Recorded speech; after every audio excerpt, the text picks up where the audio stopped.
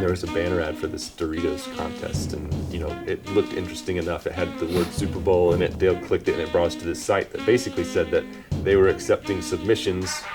The winner of that whole contest would have their ad aired in the Super Bowl. You want to do a Doritos thing? Yeah, sure. When is the deadline?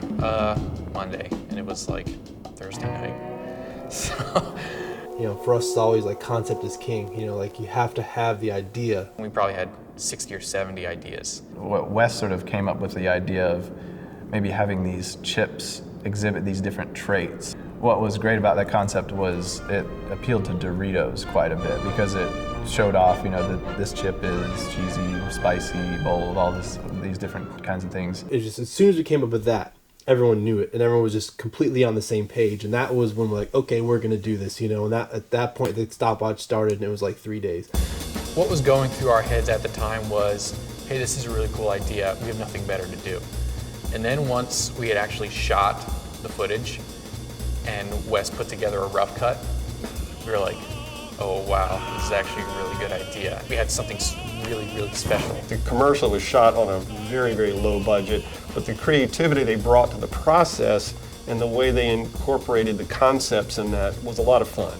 We did pickups on Monday, and then Monday night submitted it like an hour before the deadline. Barely got it in time. It always seemed that no matter what they would do, it was always like the last minute. We never would have thought out of all the entries that were in, it was over 5,000, I think.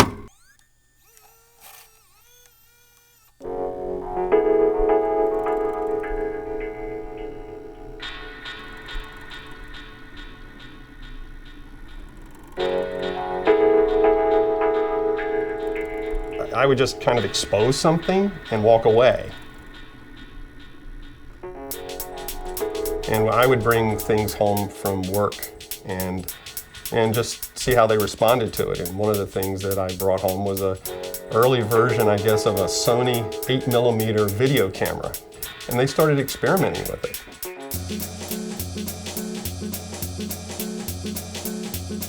I just remember my passions completely converting from everything else to making videos, and we just kind of immediately became enamored with it. Well, we'd hear footsteps across the roof from time to time, and we knew they were filming something, or apparently wanted to be able to fall off of the roof and have an airbag. And so they took 2 large tarps, sewed them together, and stuck a leaf blower to it to keep it pumped up. I mean, it's like when I look at it now, would I let my kids do that? If I had kids, you're like, probably not. If they could think up something, I was usually there to help instigate it. So we would try to ramp it up and just see how far we could take it before somebody got hurt. And I can't really ever remember them saying, like, no, you cannot do that. I don't know how they actually formed this team together. I do remember the first time, though, that I had a chance to interact with Dale. I could tell there was something very, very special about him, that he had a focus and a passion about doing things. He was someone that he was going to do very well once he figured out where he wanted to focus that. I had a lot of skills, but I've never mastered anything. It's fun to watch them work together. I've been very impressed at the maturity that they, as a team, have brought to their decision-making process. We never would have thought out of all the entries that were in. I mean, it was over 5,000, I think. The way the contest worked is that Doritos would pick their favorite 5 out of all the submissions, and those top 5, they would all get $10,000 a piece. And so we're like, hey, we probably have a shot at 10 grand. I'm not sure about the Super Bowl thing. I think we were in the office when we got the call, and it was just kind of surreal. I mean, obviously we were freaking out, but we all just went to go have a meal together and just kind of, just like, wow, and just kind of let it stew in our minds a little bit. I didn't even know what to say. Like, my mouth was open, and he said, we're going to Miami. Part of the prize was that the Doritos was going to fly, the winner and a guest down to Florida to this huge press circuit where you get there, they put you in a hotel, they give you all these nice gifts and things like that. It was me and Corey and then Barrett, Wes, and Nick. We were all staying in this tiny little hotel room, all sleeping on the floors, and basically paid our own ways to get there because we kind of all wanted to be there. And then we went to the Super Bowl party.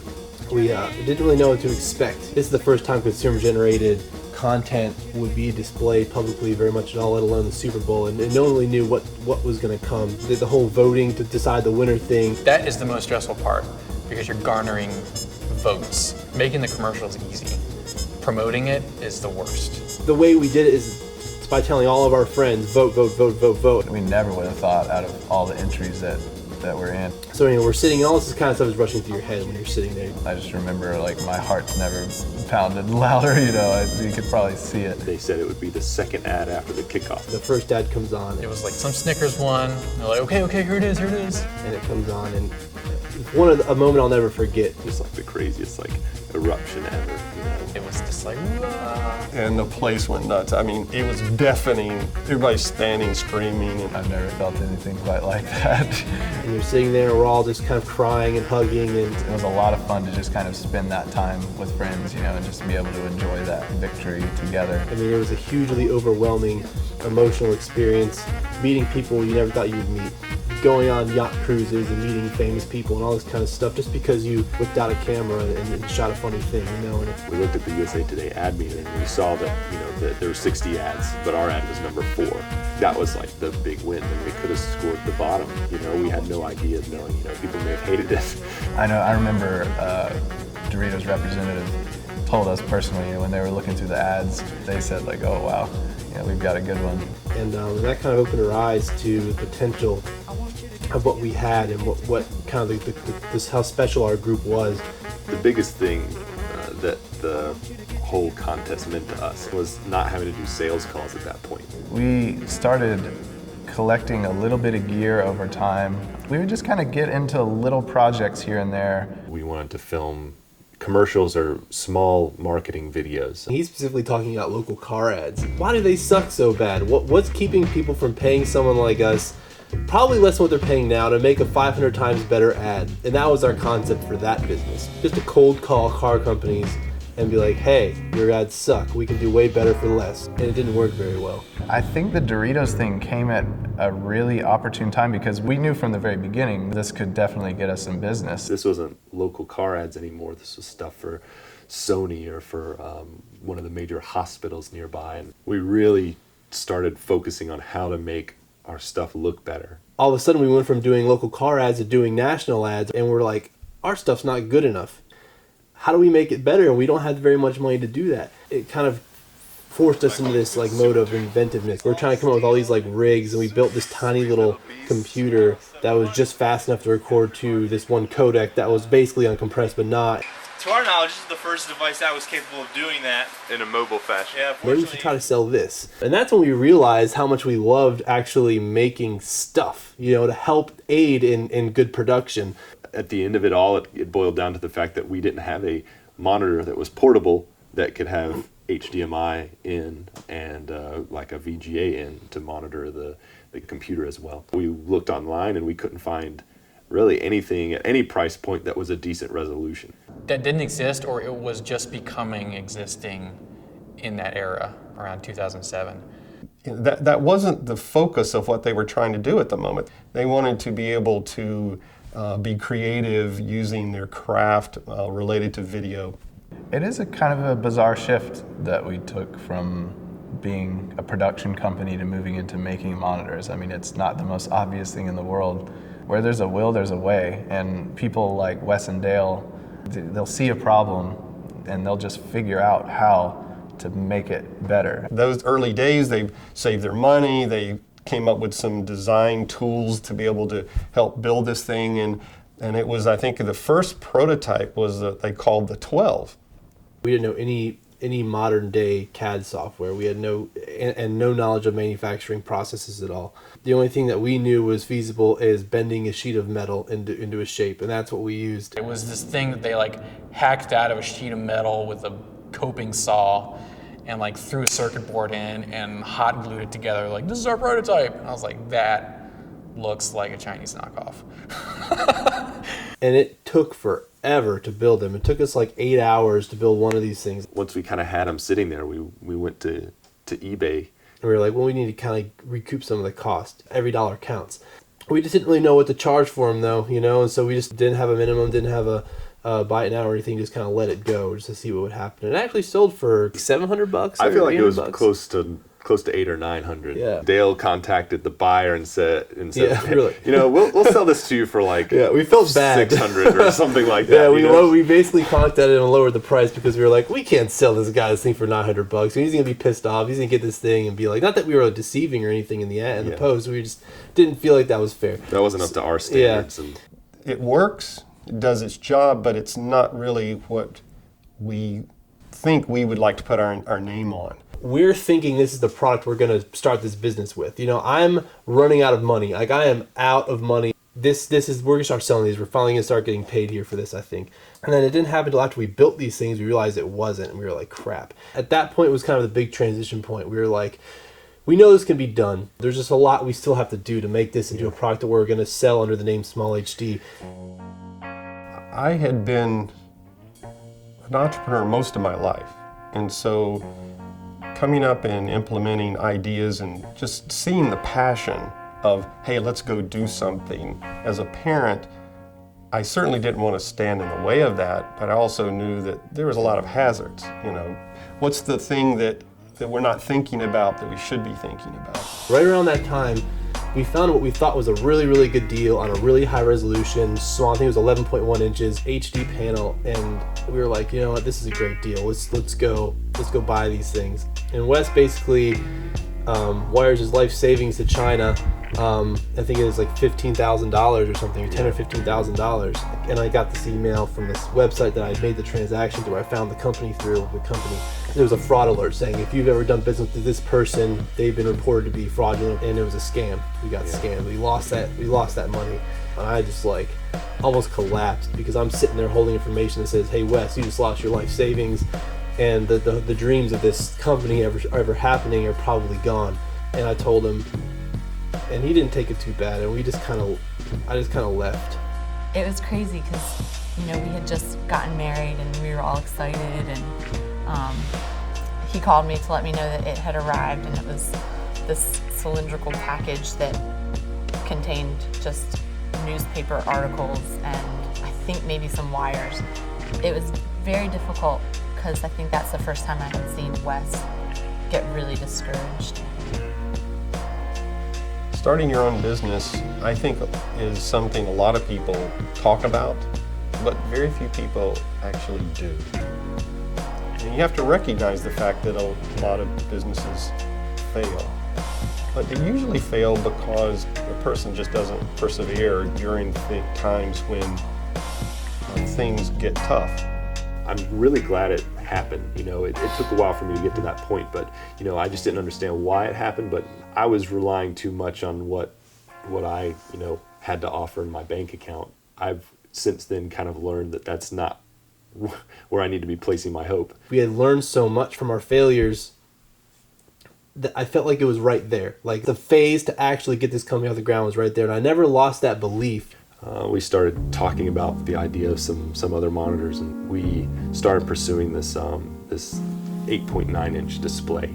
We ended up putting that into what was known as the DP1. They kind of stepped it up to that next level of trying to make something pretty extraordinary, and I think that's when they found a panel that they thought would be useful for that purpose, and then started building everything around it to bring that to market. It was all about gauging the interest of people and knowing who was gonna, what kind of quantities we needed to provide. We did a 24-hour pre-order on the 5th of May in 2008. People ordered on the 5th, they were gonna get their monitor at the end of the month. And we got the parts probably 3 to 4 days before the end of the month. From the point of near the end of the development cycle of the DP1 to selling them, there were so many things that went wrong. The circuit board people we had lined up said, oh, the circuit board's changed, you can't get that one anymore. And we weren't designing the boards ourselves. Right, they weren't custom in any way. It was off the shelf, so it was whatever they were providing. Put them into our case, we have to trim them down a bit. Everything, one after the other, just problem after problem. And I remember the day we shipped them, and we got the tracking numbers, and we got our money, and then we were just like, oh, we can do this. It's hard and it sucks sometimes and things go wrong, but we can do this. Shortly after that, we were back to building. When you see that passion, you don't want to get in the way of it.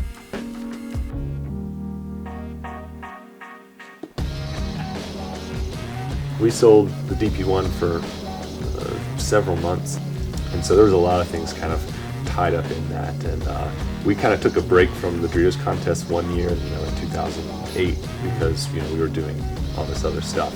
So for 2009, since they were offering a pretty decent cash prize for winning, we decided to go ahead and enter again. And if you get the top spot on the USA Today ad meter, you get $1 million. So there's a lot of money at stake. The second time around, Barrett kind of took the lead on getting ideas rolling. Wes and Dale said, hey, we've got this SmallHD company, we'll help fund some of the production costs of whatever we can do if we get cut of the winnings, because the winnings that year were big. During that time, we were trying to get the DP6 engineered and out the door. And that's a lot of work. And all of a sudden they said, hey Dad, we're going to go shoot this Doritos commercial. And I tried to talk them out of it. I said, look, this is a distraction. We have a design and a development schedule that we need to be on. Let's go raise money or do something in a different way. It just didn't seem plausible that that could actually happen again. we submitted 2 ads to the Crash the Superbowl contest that year. The impossible happened. I get a call from Frito-Lay, you're finalist in this year's Crash the Superbowl contest. I was like, what? And he said, yeah, do you know Josh, so-and-so? Yeah? Okay, well, don't tell Josh anything. What? And then 10 minutes later, Josh calls me. He was like, oh my gosh, Frito-Lay just called me, and then both of our spots are in. I'm like, what in the world? What? To our amazement, both of the ads got selected as finalists in the contest. We just weren't expecting that. So every commercial they had ever submitted to Doritos had been selected as a finalist. I told them they were free to ignore me anytime that they felt like it. Clearly they knew better about these kinds of things. The voting process began January 2nd, I think. It was a grueling 5 weeks. Having 2 ads is kind of a blessing and a curse, in the finals, because we definitely risked the chance of neither of them airing if we tried to get people to vote for both. So at least 3 times a week, we were getting up and doing a radio show in the morning, or going to a TV station, or meeting with a reporter from a newspaper that entire month. I guess we managed. For the 2010 Crash the Super Bowl, so they kind of pulled out all the stops. They flew us into Miami. We stayed at the W, room service. We had a massage one day, and every day they had some press events for the finalists, and then some cool things, cool places that we could go. Do I address her as Queen or as Mrs. Latifah? Living like a baller in Miami for a week was pretty awesome. We were actually at the game. They're showing game day programs back there. I assume they just say big football game at 6 p.m. Frito-Lay had rented out a skybox at Dolphin Stadium, and that's where we had camped out. There were TVs all along the walls, and there were these giant floor-to-ceiling windows where you'd see the game. Being in a box seat at the Super Bowl is kind of a good way of doing it. I recommend it. We ended up just deciding to throw this little impromptu party to watch the event. All of our family locally, a bunch of friends, anyone associated with SmallHD showed up, and we were all basically sitting there waiting for the ad to air. Finally, out of the corner of our eye, we found it airing. We're like, oh my gosh! The ad just popped up. Congratulations. I was more dumbfounded. How did that air so early? It was the first one to air, Doritos took away everybody's cell phones when we went to the game itself. So when they handed them back, people were checking the USA Today ad meter that came in right after that. And it was updating in real time. We were in 3rd, we were in 10th, and then we were in 2nd, and then we were bouncing all around. Finally, we get back to our hotels, and it's 1:30 in the morning. Rudy, the guy who runs the contest, stands up at the bus and he says, I just want to say congratulations to everyone who's here. All of you have great spots. Well, you guys are $600,000 richer. We're just... What? Holy crap, 6 figures? I don't even know what to say. I mean... The guys are a little more subtle about the I told you so moments. They just kind of grin and say, thanks Dad for the advice. It was exactly what we needed, is what it boiled down to. Yep.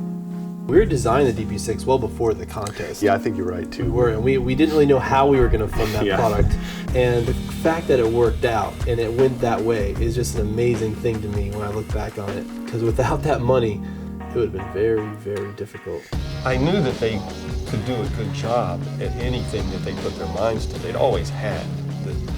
It was a matter for me at the time of, is this the right amount of energy put in the right direction? But it turned out to be, because with that money they were able to secure a larger set of orders for parts to be able to launch the DP6 at NAB coming up that year. So it was needed, and it was there, and it was one of those little miracles that just keep seeming to happen.